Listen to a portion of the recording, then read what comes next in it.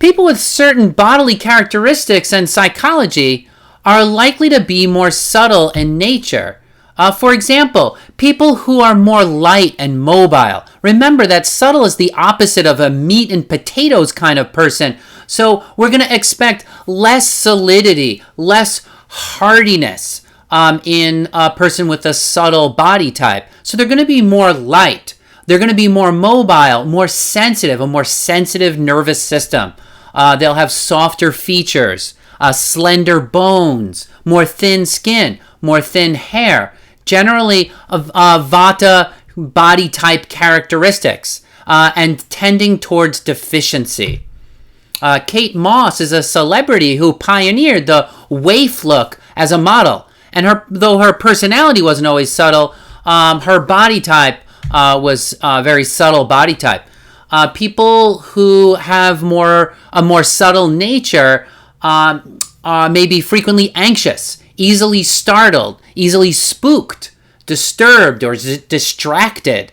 They might have even disassociation, episodes of disassociation when they're very unbalanced, or get goosebumps frequently.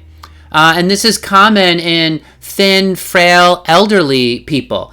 I had a client, and this is not a picture of the client here, but I had a female client about 70 years old with a Vata type constitution. She was living in a commune by herself, alone, very far away from anybody else, in the woods. She had ringing in her ear, and her ears were extremely sensitive. And so that was why she wanted to live so far away from other people. And the main obstacle to changing her daily routine was caring for her cat. She was so attached to these cats that she wasn't really willing to make any changes to her diet or lifestyle in order to help herself be a little more grounded and stable. And she had no heat in her house, so she was really living in extreme circumstances in a northern climate, but wasn't really able to do anything about it because of her anxieties and disturbances. So she was an example of very extreme subtleness, and she would be disassociated frequently. So subtle people tend to have a lot of similar psychological characteristics. One, their thoughts, emotions, and feelings may be fleeting. Now, this is not true for every subtle person.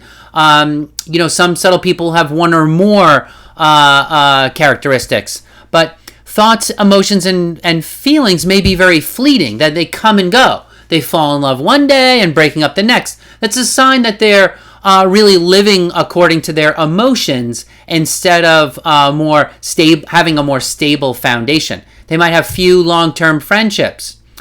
People who have more subtle quality are more open-minded to new ideas. They learn quickly.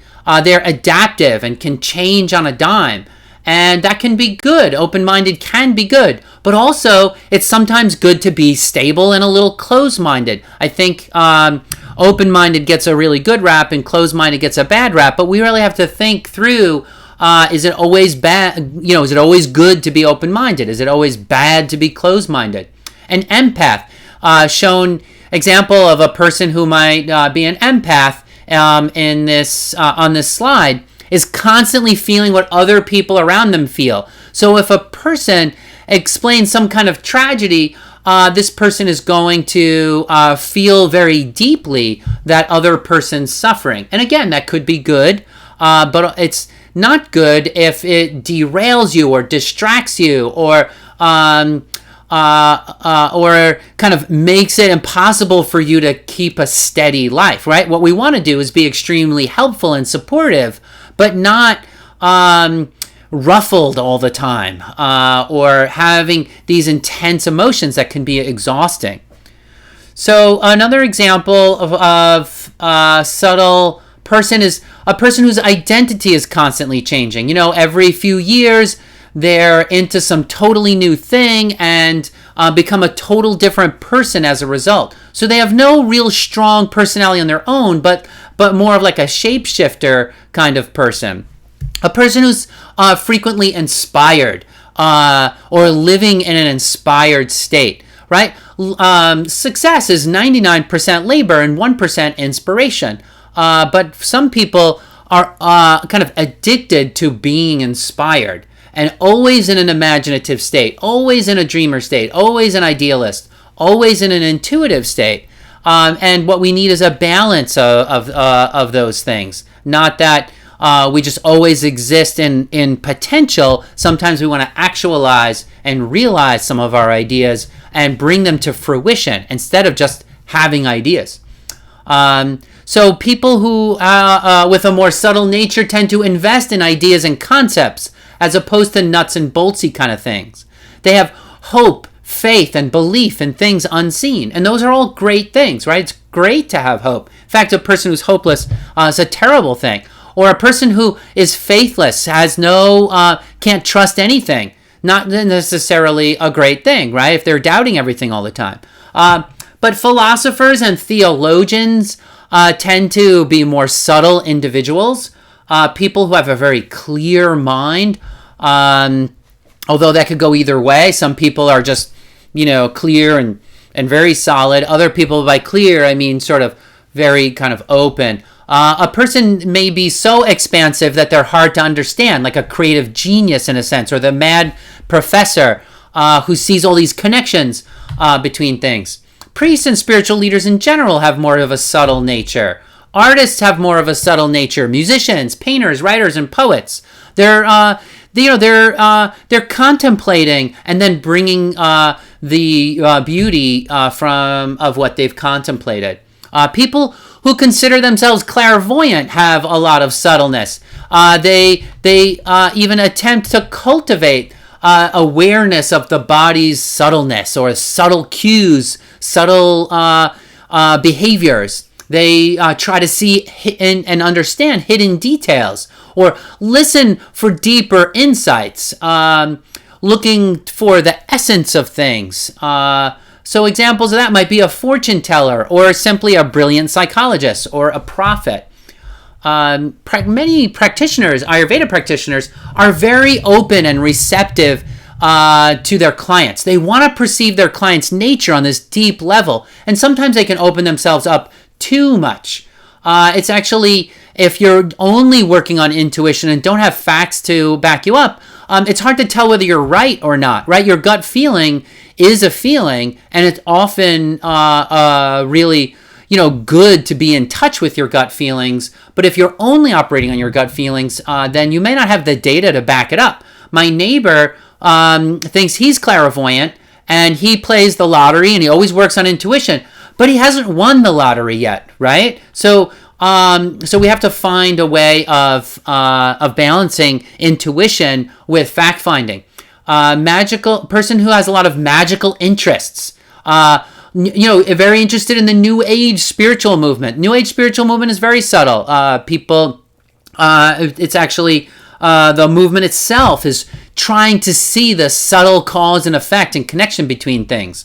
So also people who are mesmerizing or try to be mesmerizing or charming are people themselves who are probably easily influenced by other mesmerizing or charming people. People who are constantly inspired, I mentioned before, or even interested in magic might be more subtle. People who are curious about supernatural things or magical creatures, ghosts, angels, fairies, that kind of thing. People who are doing dream interpretation and who believe in dreams may be more subtle. Person who wants or has no possessions, that nothing really matters to them, no passion behind them, nothing really cherished, they may be a little more subtle too because of being a bit more disembodied. A person who's always moving or traveling may be more subtle. A person who has difficulty establishing hard boundaries and lines, who has difficulty making strong decisions. Subtle is actually, or a person with a subtle nature actually has a gift, and their gift is the ability to integrate and connect things that other people think are different, but they kind of find a way to see a connection and relationship between them. Now, it's obviously, it's true that everything is connected to everything else. Everything can be a cause to some effect, right? There's there is relationships between all things, if nothing for the fact that we're all kind of made of the same basic matter, right? So subtle people tend to see connection where other people tend to see difference. And in the Ayurveda profession, this can actually be a frequent error because Ayurveda places so much importance on the relationship between things. New students tend to see connections between everything, and they have trouble discerning and prioritizing what is most important. So, for example, they'll see like every one of the body types or doshas in their constitution, and then they're like, am I Vata, Pitta, or Kapha? Or they'll see every guna. Oh, I have some light qualities, some heavy qualities, some hot qualities, some cold qualities. And so they have trouble putting one thing before the other. And they also see that, oh, health is influenced by weather, food, relationships, spiritual beliefs, cleanliness, stress levels, etc. So it becomes this dizzying array of things. Because they're seeing connections between everything. So what those students eventually learn is how to focus and prioritize on the primary causes and effects, the meat and potatoes cause and effects that are really going to have a big impact on their client, and that's going to keep their Ayurveda practice grounded and practical.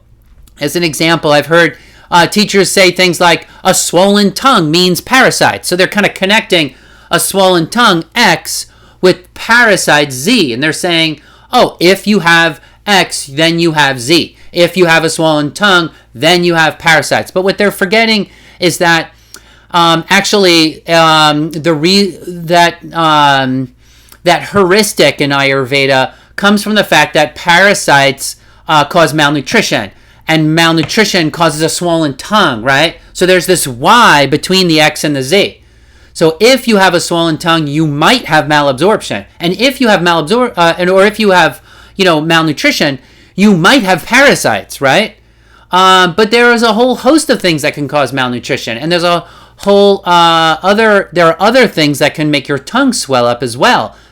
So we can't just draw this conclusion because sometimes it's true, it's always true. It's called a causal fallacy in logic, where the connections are so tenuous. Just because X implies Y and Y implies Z doesn't mean that X implies Z. That's a big mistake that many Ayurveda practitioners make. So I want to just clarify that for everyone who's listening to this video. Here's a little subtle word bank that just gives a bunch of words here. You can pause the slides on this and read through these words yourself. I'm not going to read through them all, but you see on here things like disembodied, exotic, boundaryless, inferring things, things being very delicate. So there's some good words to check out there. And then in our next video, we'll talk about different functions of subtle.